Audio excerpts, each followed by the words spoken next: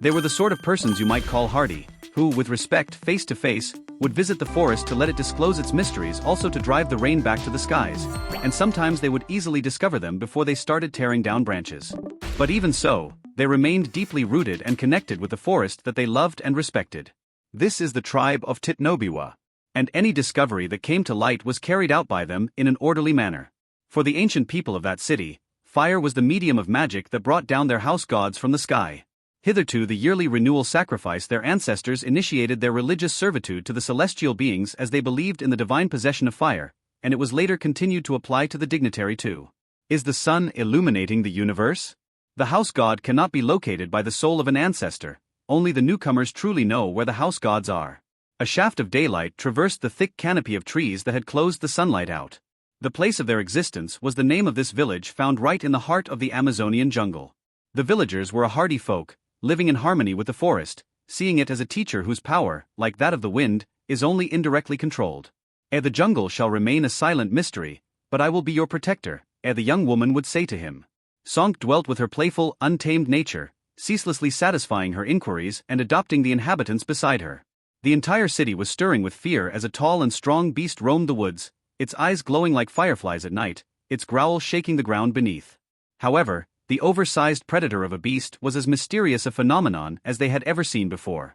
Some even say that this creature was either a demon from the infernal underground plains or a slain ghost of the forest that came back to take its revenge and teach people of their mistake. What frightened the entire town of Titnobiwa easily led Sonk to find her calling in unveiling the mystery. Our quest for knowledge is an integral duty of nature.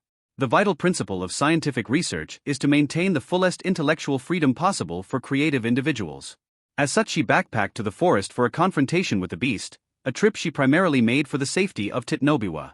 With her heritage, a weapon of the ancient times, and the gallantry often associated with her to guide, she embarked on a dangerous journey, second to none. All of a sudden, Sonk found herself in the creature's presence under the curtain of darkness. It was a big creature, some type of a golem made of flesh. The fire of its eyes was the only thing that was on. Sonk shivered from her bones to her very heart, but then she was not discouraged at all. Then, holding tight to her spear, she roared and drove it through the heart of the monster. A fierce fighting flared up, characterized by the human valor versus the creature-like rage. The jungle was all alive with the sounds of their struggle, the creature's bellowing, and Sonk's fierce shouts. The passage of time morphed into something vague as the fight between the two combatants raged on. The creature repeated its attacks while Sonk started hitting it with her wooden lance, causing the injury on the beast that turned into gas a couple of minutes later. Midway through her contest with the creature, Sonk eventually saw that the creature was no longer invulnerable. It was slow, and she could anticipate its every move. By then, it had a wound and was getting weaker. So, with a new burst of energy, Sonk attacked again and again, her weapon finding its mark each time and making the creature weaker each time. At last, with a despairing growl, the creature fell down, its body that was moving fell to the earth, its eyes becoming as still as cold dying embers.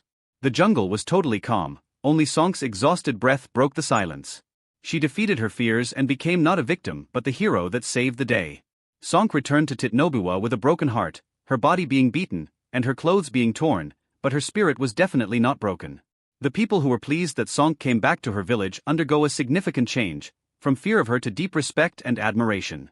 Sonk had not just saved them from the creature, she had also taught them that even the most frightening of fears can be abolished.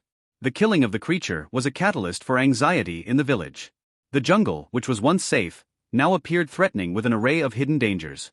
Bizarre things suddenly appeared in Titnobiwa, weird noise in the night, dark shadows playing hide-and-seek in the corners, feeling of fear which was worse than a thick cloud scattered.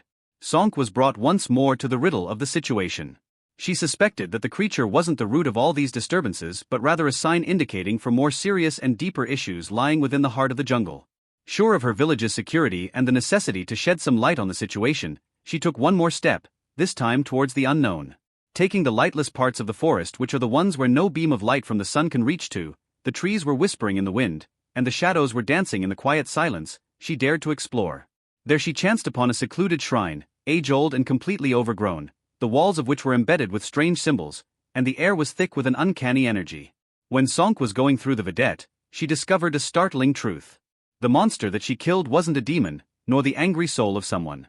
It was a nemesis, the guardian or the instrument to hold and control a malevolent entity within the temple. Now with the protector's death, the entity was free to spread its terror in the whole world. Rehumanize Song, who realized that her triumph instead became a curse, a catalyst for a worse enemy. She had unconsciously unsealed a box where monsters could roam freely and eat up the jungle, and perhaps the world itself. Titnobiwa, and maybe all of humanity, were at her behest. She had to find a way to undo her mistake, to kill the entity before it was too late.